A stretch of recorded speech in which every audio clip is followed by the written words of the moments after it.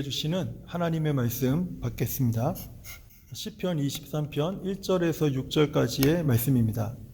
여호와는 나의 목자시니 내게 부족함이 없으리로다. 그가 나를 푸른 풀밭에 누이시며 쉴만한 물가로 인도하시는도다.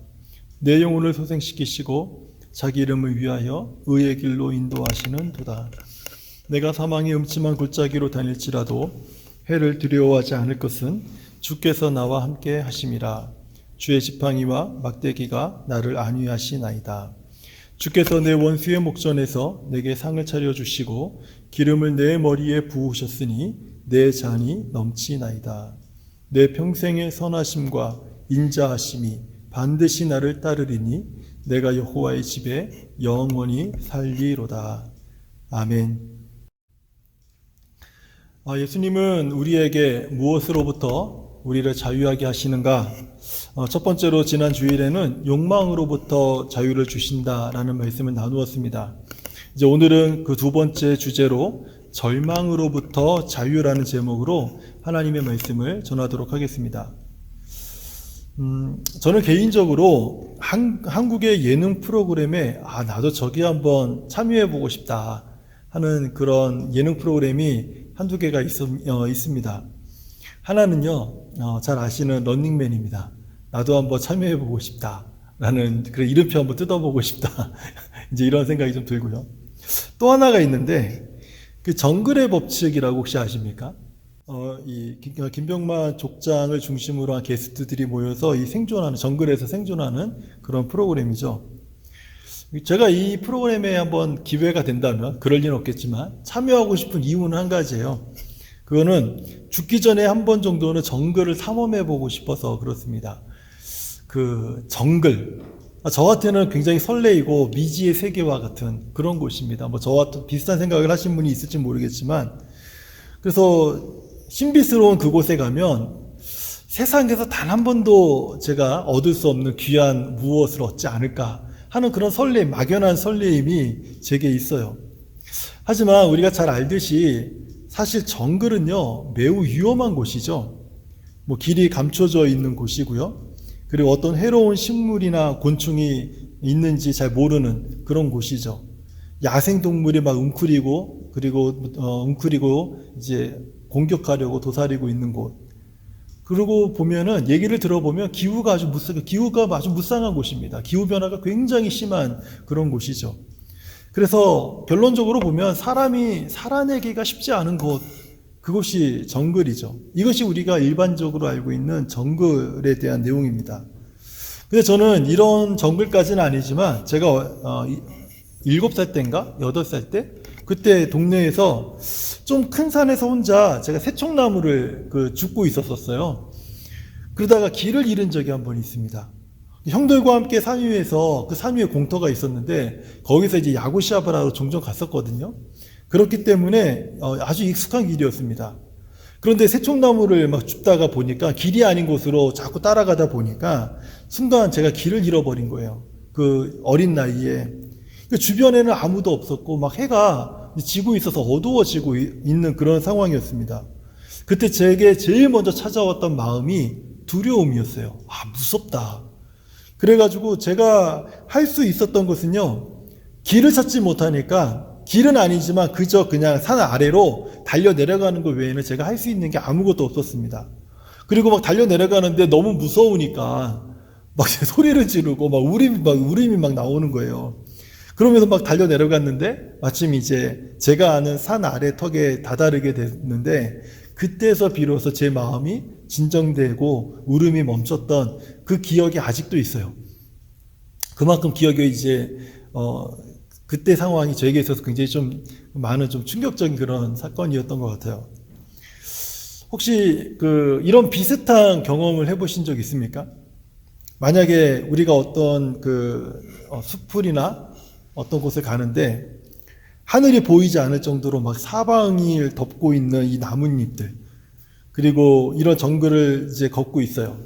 여행을 왔다고 치죠. 여행을 왔는데 이런 정글을 걷고 있는데 얼마나 이게 신나겠습니까? 제가 앞에 말씀드린 것처럼 막 신기한 것도 많고. 그런데 순간 제가 일행을 놓친 거예요. 그래서 저 혼자만 이런 수풀에 갇혔다고 한번 생각을 해보세요. 나 혼자만. 그러니까 그 일행들을 다 놓쳐버리고 저만 이제 이런 수풀에 딱 갇힌 겁니다. 전혀 길을 찾을 수가 없는 그런 상황이에요. 방향 그 표지판도 없고요. 그리고 준비한 어떤 장비도 없습니다. 이런 야생 정글에서 생존할 수 있는 어떤 장비도 있지 않아요. 그리고 물과 음식도 일행들이 갖고 있지 제 그 배낭에는 그것이 없었어요. 그리고 체력도 떨어지고 집중력도 잃고 있어요. 어떤 해결책도 보이지 않습니다. 혹시 이런 상황에 한번 놓였다고 생각해 보세요. 이런 상황을, 또 이런 상태를 우리는 무엇이라고 부르는지 아십니까? 우리는 절망이다. 이렇게 부릅니다. 아무런 소망이 없는 상태, 길이 보이지 않는 상태, 해답을 찾지 못하는 상태, 그리고 죽을 것 같은 그런 상태. 이런 상태에 우리가 놓여 있거나 빠져 있을 때 우리는 절망적이다. 이렇게 말을 하죠. 사실 우리는 살면서 이런 그 절망의 정글에 혼자 버려진 것 같은 시간을 보낼 때가 우리 종종 있지 않습니까? 만약에 우리가 이런 리얼 정글에 가게 될 것이고 혼자 남을 위험이 있다는 사실을 미리 알고 있다면 이런 어려운 환경을 헤쳐나갈 대안은 아마 각자들 다 준비를 했을 것입니다. 뭐 수풀을 헤치고 나무를 자르기 위한 그 넓은 가지치기용 칼 같은 거, 그런 거 다들 했겠죠. 그리고 맹수를 피하거나 그 맹수를 또는 잡기 위해서 덫을 놓는 방법을 배우거나 그물 같은 거, 그물 사용하는 법, 어떤 무기 사용하는 법 등을 배우거나 갖추겠죠. 그리고 추위를 이기거나 벌레들이 가까이 오지 못하도록 불을 피울 수 있는 도구들, 그런 것들을 다 준비를 하겠죠. 그리고 물과 음식과 옷 등을 좀 충분히 준비해서 가지 않겠습니까? 그런데 우리가 살고 있는 정글은 이런 정글이 아니죠. 우리가 살아가는 정글은요, 이런 리얼 정글과 전혀 다른 곳에서 우리는 마치 정글 속에 갇혀있는 듯한 느낌을 받습니다. 예를 들면 건강을 막 위협하는 스트레스, 그 스트레스와 상한 마음으로 막 갇혀있죠. 그리고 지갑이 비어 있어요. 빈 지갑, 그리고 빈 지갑으로 이렇게 막 빈 지갑이 마치 빽빽한 수풀처럼 우거져 있는 듯한 그런 곳이죠. 그리고 질병, 그리고 깨어진 관계의 벽들, 이런 것들로 사방이 다 막혀 있는 그러한 곳입니다. 제가 그 캘거리에 와서 어떤 한 분을 만났는데 그분이 20년인가 30년을 지내면서 이런 말씀을 하시더라고요. 한 번도 이해관계에 얽히지 않고 이렇게 사람을 만나본 적이 20년 만인가 30년 만에 처음입니다. 제게 그런 말을 하더라고요. 저랑 나이가 같으신 분인데 그러니 이런 깨어진 관계의 벽들, 이런 게 사방에 갇혀서 그 20년 이상을 살아가는 사람이 한둘이 아니라는 거예요. 이웃의 불평이 또 얼마나 많습니까? 막 상사의 까다로운 요구, 비인격적인 대우들, 이런 것들이 웅크리고 있다가 기회만 잡으면, 기회만 보이면 그냥 우리를 공격하려고 얼마나 많이 우리를 노려보고 있습니까? 그러니까 안정이라든지 평화라든지 희망, 이런 것보다는 그냥 그저 매일매일 생존을 위해서 지치고 힘들게 살다가 서서히 죽어갈 수밖에 없는 그런 인생을 살아가는 분들이 의외로 많다라는 거예요. 그렇다고 해서 사실 우리가 항상 이런 모양으로 우리가 살아가는 것은 아니죠. 때로는 밝고 웃음이 있고 기쁨이 있긴 하지만은, 그런데 아무도 보지 않을 때, 아무도 나를 보지 않을 때, 나 홀로 어느 곳에 있을 때, 그때 우리들은 이런 모습을 종종 또는 자주 발견하게 된다라는 거예요. 이런 분들이요, 옆에 가방 하나를 끼고 삽니다. 가방 하나를 끼고 살아요. 이런 분들은. 이 가방의 이름이 뭐냐면 절망이라고 하는 가방이에요. 이 절망이라고 불리는 이 가방은요, 세상에 존재하는 가방 중에 아주 특이한 그런 가방입니다. 이 가방의 특징이 무엇이냐면 항상 비어 있다라는 거예요. 항상 비어 있어요. 근데 신기한 것은 이 비어 있는 가방이 굉장히 무거워요. 그리고 더 놀라운 것은 그 가방 안에, 이 절망이란 가방 안에 자꾸 무엇인가를 집어넣고 채워도 채워지지 않고 여전히 비어 있다라는 거예요. 근데 이상하게 가방은 텅 비어 있는데 묘하게도 너무너무 무거워요. 이 가방이. 그리고 가방 안을 다시 열고 안을 막 뒤져보고 거꾸로 이렇게 뒤집어 살살살살 털어봐도 가방 안은 텅텅 비어 있습니다. 이 절망의 가방은요, 항상 텅 비어 있지만 세상에서 가장 무거운 가방, 그 가방이 절망의 가방이라고 부르더라고요. 그렇다면 절망 중에 사는 사람들이 다시 희망을 품는 데 필요한 것이 있다면 무엇이 있을까요? 맥스 루케이도 목사님은요, 이런 사람들은 주변에 세 종류의 사람이 필요하다, 이렇게 조언을 했어요. 어떤 종류의 사람이냐면, 첫 번째로 절망에서 희망으로 나아가는 길을 아는 사람, 그 사람이 필요하다. 두 번째는요, 절망에서 희망을 볼 수 있도록 비전을 줄 수 있는 사람이 필요하다. 세 번째로는요, 절망에서 희망을 제시할 수 있는 방향 감각이 있는 사람이 필요하다. 이렇게 세 가지 조언을 했습니다. 상당히 의미 있지 않아요? 길을 아는 사람, 그리고 길을 볼 수 있도록 비전을 제시하는 사람, 그 다음에 방향 감각을 일깨워 줄 수 있는 감각이 있는 사람. 우리 성도님들 주변에는 이런 사람이 있습니까? 안타깝게도 제 주변에는 없어요.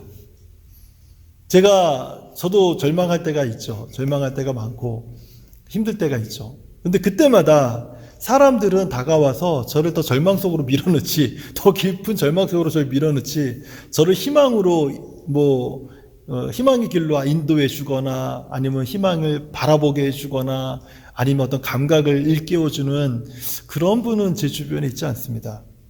그렇다고 해서 제가 제 주변에 있는 분들을 원망하거나 그러지 않아요. 왜냐하면 그 처지를 바꿔보면은 저도 딱히 그분들을 희망으로 인도할 수 있는 사람이 아니에요. 비전을 제시해 줄 수 있는 사람도 아니고, 그들의 감각을 막 이렇게 일깨워 줄 수 있는 그런 사람이 못 된다라는 것입니다. 그 예수님께서 마태복음 15장 14절에서 하신 말씀이 있는데, 이런 것을 우리가 이해하는데 상당히 도움이 됩니다. 한번 들어보세요. 그냥 두라. 그들은 맹인이 되어 맹인을 인도하는 자로다. 만일 맹인이 맹인을 인도하면 둘이 다 구덩이에 빠지리라. 앞을 보지 못하는 맹인이 또 다른 맹인을 인도하려고 하면 둘 다 구덩이에 빠지지 않겠는가 하는 말씀이에요. 마찬가지입니다. 내 안에, 내 삶에 절망의 짐이, 절망의 가방을 내가 메고 내가 살고 있는데, 또 다른 절망에 빠진 사람을 인도하려고 한다면 둘이 함께 더 깊은 절망에 빠지게 되는 것이지 그들을 인도해낼 수 없다는 뜻이에요. 그럼 어떻게 해야 됩니까? 절망 없는 사람을 찾아야 돼요. 근데 그런 사람이 어디 있겠습니까? 누가 그 절망에 빠진 우리를 희망으로 인도해 줄 수 있겠어요? 저는 이 방법을 찾기 위해서 제가 한 가지 정말 제안하고 싶은 것은요, 성경의 인물 중에서 이런 절망 중에 있다가 희망으로 인도함을 받은 사람이 있는가? 절망 중에 있다가 희망을 보게 된 사람이 있는가? 절망 중에서 그 감각을 깨우침을 받은 사람이 있는가? 한번 찾아본다면 우리에게 큰 도움이 되지 않을까 싶어요. 그러니까 제가 찾아보니까 대표적인 인물로 다윗이 그 대표적인 인물입니다. 다윗은요, 성경의 인물 중에서도요, 유난히 절망에 빠졌을 때 자신을 희망으로 인도해 주는 분을 만났다라는 그 고백을요, 수없이 많이 했어요. 그래서 대표적인 사람이 바로 다윗이라고 저는 생각이 들어요. 다윗이 어떤 사람이었습니까? 온 이스라엘의 왕이었잖아요. 이스라엘 왕 중에서요, 성경은 이렇게 기록합니다. 다윗과 같은 왕이 없어요. 그러니까 이스라엘의 왕 중에 왕이 바로 다윗 왕입니다. 그런데 이렇게 다윗을 알고 있는 사람들이라면 다윗이 무슨 절망이 있겠는가 할 거예요. 그것은 다윗의 화려한 부분만 보기 때문에 그런 생각을 할 수 있습니다. 하지만 다윗만큼 인생의 깊은 절망에서 허덕인 사람이 많지가 않아요.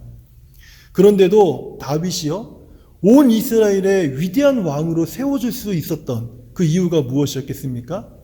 다윗을 인도하셨던 목자가 있었기 때문에 그래요. 다윗에게는 목자가 있었어요.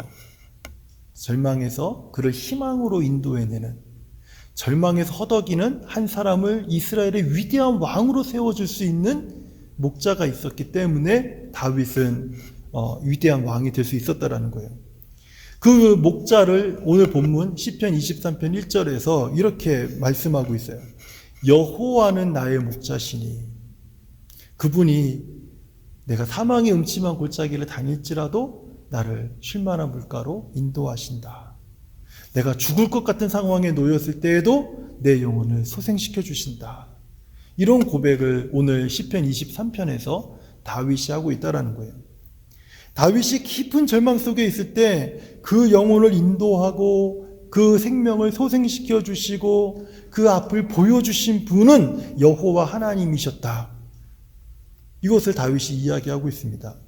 우리는 이것을 통해서 오직 하나님만이 우리를 절망에서 희망으로 인도해 주시는 길이 되시고 해답이 되시고 생명이 되신다라는 것을 우리는 알 수 있어요. 그럼 다윗만 그랬습니까? 반대로 생각해 보면 절망에서 더 깊은 절망으로 떨어진 왕들이 많이 있었습니다. 그들은 공통적인 특징이 있는데 여호와 하나님을 다윗처럼 목자로 삼지 않았다라는 거예요. 여호와 하나님을 목자로 따르지 않았다라는 거예요. 그랬을 때 절망에서 절망으로 떨어졌지만 다윗은 여호와 하나님을 목자로 삼았을 때 절망에서 희망으로 옮겨지는 그런 놀라운 은혜를 다윗이 경험했다라는 거예요. 우리는 다윗을 통해서 이제 중요한 한 가지 사실을 알게 됩니다. 절망하고 있는 사람이 희망을 찾기 원한다면 만남이 필요하다라는 사실을 알게 돼요. 만약에 이런 만남이 없다면, 그렇다면 우리는 절망에서 빠져나올 수 없다라는 거예요. 다윗은 하나님을 만났습니다. 그래서 절망에서 희망으로 인도함을 받았죠. 그렇다면 우리도 우리의 절망에서 희망으로 인도해 줄 분을 우리도 만나야 되지 않겠냐는 거예요. 시편 23편에서 하나님은 다윗에게 목자가 되셨던 것처럼 마치 예수님께서는요, 주님을 믿고 따르는 모든 성도들에게 내가 목자가 되어 주겠다라는 말씀을 하고 계세요. 요한복음 10장 11절에서 15절인데 제가 한번 읽어드릴게요. 나는 선한 목자라.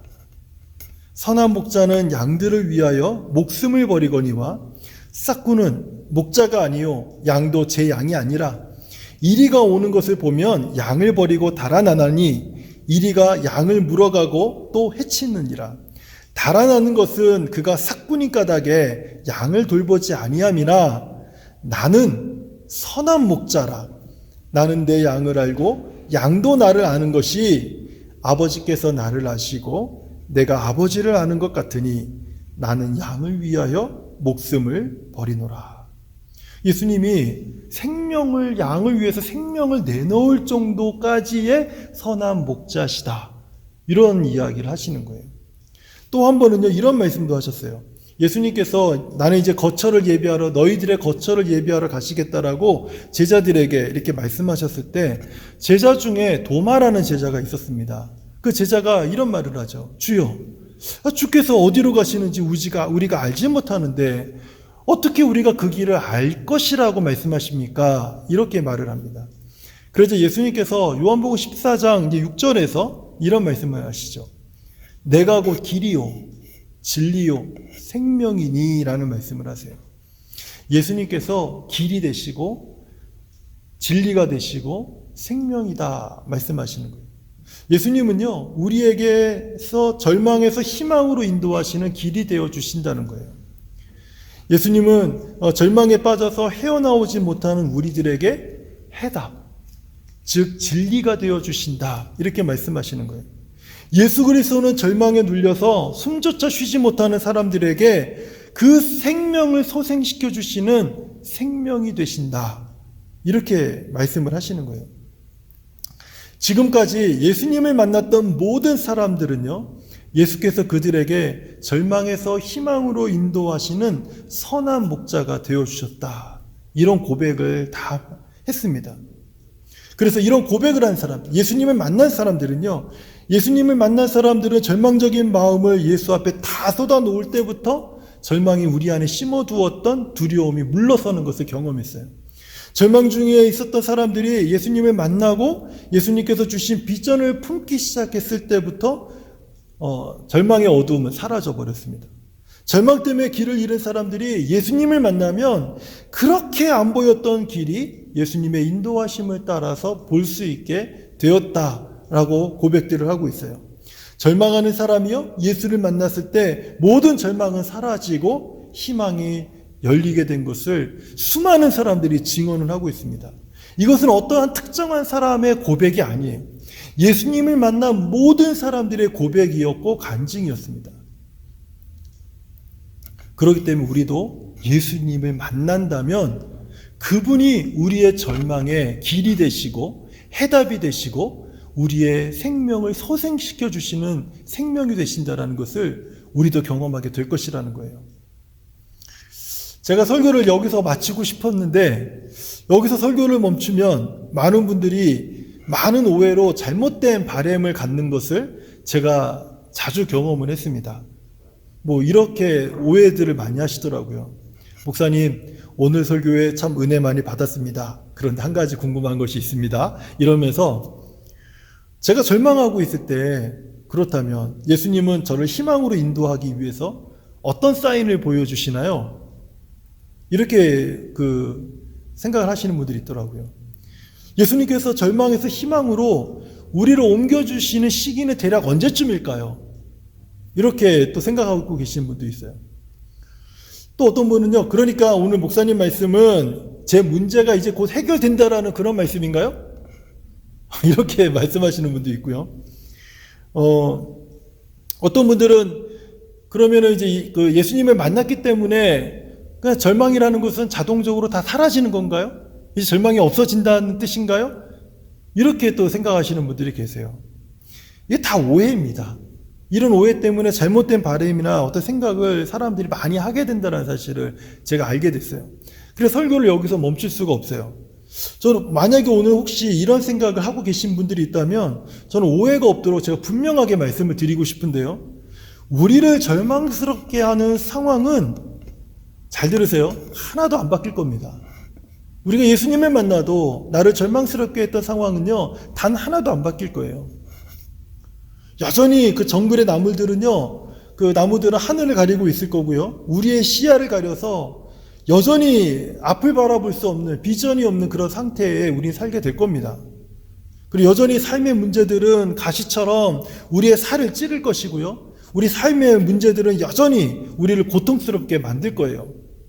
정글에서 짐승들이 웅크리고 숨어서 막 먹이를 노려보는 것처럼 사건과 사고와 위기와 절망적인 상황은 여전히 우리를 노려보고 있다가 우리를 공격하려고 틈만 노리고 있을 겁니다. 근데 절망의 삶에서 예수님을 만난 사람들이 자주 범하는 실수가 무엇이냐면, 그러면 예수님, 언제 제가 이 절망에서 벗어날 수 있을까요? 어디로 가야지 그 길을 찾을 수 있을까요?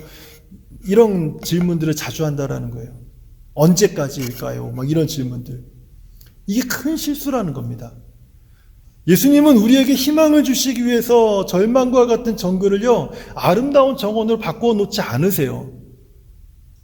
근데 이렇게 말씀을 드리면 이 말을 다 잊어버리시고 절망은 사라진다더라, 예수님을 만나면 절망은 그냥 없어진다더라, 이 말만 기억하시는 분들이 많다라는 거예요. 예수님은 내 삶에 일어난 절망의 이유를 바꾸시는 분이 아닙니다. 그분은 그저, 예수님을 우리가 만나면 그분은 그저 나를 변화시키세요. 나의 생각을 바꾸시고, 나의 습관을 바꾸시고, 나의 말을 바꾸시고,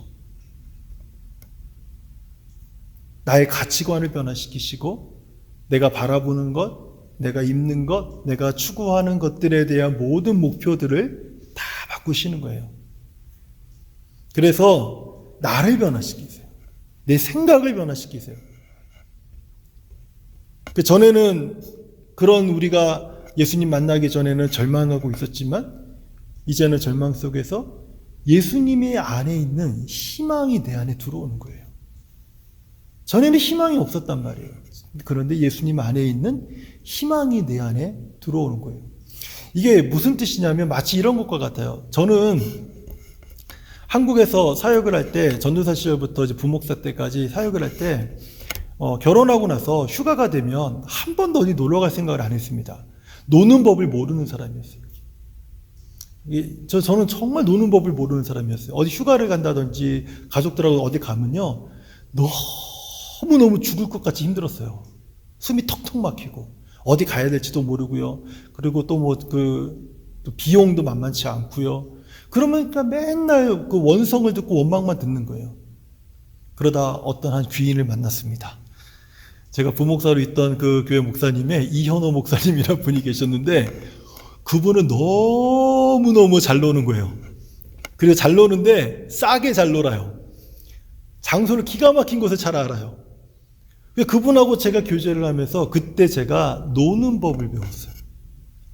가족들하고 함께 노는 법, 가족들하고 함께 놀러 가는 법, 또 놀러 가서 어떻게 해야 되는지 이런 것들을 배우기 시작했어요. 그분의 방법이, 그 이현호 목사님의 노는 방법이 내 안에 들어오니까 제가 바뀌더라고요. 그때부터 저는 잘 노는 사람이 되었습니다. 그 비유가 적절할지는 잘 모르겠지만, 예수님 안에 있는 희망이 예수님을 만난 사람들 안에 들어왔을 때 그분의 희망의 빛으로 우리가 절망 속에서 벗어나게 되는 거예요. 전에 없었던 희망이었던 거죠. 내 삶에는 전에 없었던 희망이었던 거죠. 전에 우리가 길을 잃어서 불안했다 할지라도 이제는 불안 중에 믿을 수 있는 예수 그리스도가 나와 함께 하시기 때문에 그분을 의지함으로 이제는 불안해하지 않는 거예요. 든든한 분이 옆에 계시니까. 전에는 절망의 짐에 눌려서 죽을 것 같았지만 이제는 숨막히는 나에게 예수의 생명이 불어와서 내 생명을 소생시켜 주는 거예요. 내 안에서 기운이 나게 하는 거예요. 힘이 나게 하는 거예요. 그 주저앉지 않게 하고 침울한 데 머물지 않고 발랄하고 생기가 넘치는 예수의 생명이 내 안에 불어옴으로 인해서 그 생명을 따라서 침체되고 우울하고 그리고 주저앉고 싶었던 그 기운들을 몰아내고 예수의 생명을 따라 살게 되는 거예요. 왜냐하면 예수님께서는요, 절망뿐인 우리에게 오셔서 희망이 되어 주시기 때문에 그래요. 예수님께서 길을 잃은 우리에게 그냥 길이 되어 주시니까 그분을 따라가면 길이 보이는 거예요. 죽어가던 우리에게 예수님이 오셔서 생명이 되셨기 때문에 내 안에 생명이 막 살아나는 거예요. 예수님께서 답을 찾지 못한 우리에게 오셨기 때문에 그분은 그 해답으로 오셨기 때문에 그렇기 때문에 우리는 해답을 찾게 되는 거예요. 우리 지금 이거 예배하는 우리 모든 분들이 아마 공통적으로 다 경험할 것이라고 생각이 드는데, 예를 들어서 우리가 20대 초반에 발랄한 그런 청년들과 함께 교제한다고 생각을 해보세요. 그런 교제 말고요. 그냥 같이 함께 어떤 생활을 한다고 생각을 해보세요. 그들의 에너지가 막 뿜어질 때 막 침체됩니까? 막 이렇게 웅크려지고 기운이 없고 막 그렇습니까? 아니죠. 그 젊은이들의 발랄한 에너지가 막 내게 막 뿜어지면 막 에너지가 넘치지 않아요? 신나지 않아요? 그게 바로 생명이에요. 예수의 생명이 오면은 그러면 내 안에 막 힘들고 막 주저앉고 싶고 막 답답했던 것들이 사라지고 예수의 생명이 막 흘러 넘치는 거예요. 바로 예수님을 만난 사람들에게 이러한 일들이 일어남으로 인해서 절망을 벗어나서 예수 안에 있는 희망을 따라 빛을 보게 된다는 것입니다. 성경은 이렇게 말해요. 여호와는 나의 목자시니 내게 부족함이 없으리로다. 예수님은요, 우리들에게 이렇게 말합니다. 나는 선한 목자다. 심지어 너희를 위해서 내 생명을 내놓을 정도로 나는 양을 위해 헌신하고 희생하는 선한 목자다. 놀랍지 않으십니까? 다윗이 그 구약 시대에 살았던 다윗이 만났던 여호와 하나님이 다윗의 목자가 되셨는데 그 목자의 실체가 우리에게 보인 거예요. 예수 그리스도의 모습으로. 그분이 우리에게 선한 목자로 드러나셨던 거예요. 구약 시대에도 신약 시대에도 지금 이 시대에도 예수 그리스도는 우리의 목자가 되어 주시고 우리의 안내자가 되어 주시고 우리의 해답이 되어 주십니다. 우리의 생명이 되어 주세요. 우리의 선한 목자 되신 예수 그리스도, 그분을 따르는 모든 성도들을 절망에서 희망으로 인도해 주시는 선한 목자, 그분이 바로 예수 그리스도라는 거예요. 정말 우리가 절망에서 희망으로 나오기 원한다면 우리는 만남이 필요합니다. 만남이 필요해요. 길을 잘 안내할 안내자가 필요하고, 보이지 않는 것을 보게 만드는 비전이어가 필요하고, 그리고 감각이 없는 우리들, 절망 속에서 헤어나올 수 없는 감각이 없는 우리들에게 그 영적 감각을 깨워줄 그 사람이 필요해요. 그분이 바로 예수 그리스도, 선한 목자 되시는 예수 그리스도, 그분이라는 거예요. 예수님을 만난 사람들은 절망에서 희망으로 인도함을 받게 된다는 것입니다. 이번 한 주간도 우리 모두 선한 목자 되신 우리 주님을 따르면서 바른 길, 바른 해답, 생명으로 충만한 한 주간이 되시기를 우리 주님의 이름으로 축원합니다. 하나님 아버지 감사합니다.